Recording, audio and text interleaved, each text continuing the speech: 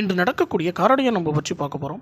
இந்த காரடையான் நோன்பு திருமணமான பெண்கள் தான் தீர்க்க சுமங்கலை இருப்பதற்காக அந்த பூஜையை செய்வாங்க. ஆனால் அந்த காரடையான் நோன்பு பூஜையை பயன்படுத்தி நீண்ட நாட்கள், அதாவது 30 வயதை கடந்தும் இருக்கக்கூடிய ஆண் பெண் இருபாலரும் திருமண தடை, அதாவது ராகு தோஷம், கேது தோஷம், செவ்வாய் தோஷம், இது போன்ற தோஷங்கள் ஏற்பட்டு நீண்ட நாள் பலவிதமான பரிகாரங்கள் செய்தும் நீண்ட நாள் திருமணம் ஆகாமல் இருக்கக்கூடியவர்களும், கணவன் மனைவி, அதாவது திருமணமாகியும் கணவன் மனைவி ஒற்றுமை இல்லாமல் பிரிந்திருக்கக்கூடியவர்களும், விவாகரத்து நிலைமையில் உள்ளவர்களும், ஒற்றுமை இல்லாதவர்களும் இந்த காரடையான் நோன்பை பயன்படுத்தி நம்ம இப்போ சொல்லக்கூடிய இந்த சிறு பரிகார பூஜையை செய்வதனால 7 நாட்களை பலனடைந்து அவங்க திருமண வாழ்க்கை சீரும் சிறப்புமாக இருக்கும். அது மட்டும் இல்லாமல் சிவன் பார்வதி போல, அதாவது அர்த்தநாரீஸ்வரர் போல அற்புதமான அர்த்தநாரீஸ்வரர் யோகம் கிடைத்து அவங்க திருமண வாழ்க்கை சிறப்பாக இருக்கும். அப்படிங்கிறதுக்காக இந்த பதிவை நம்ம கொண்டு வந்திருக்கோம்.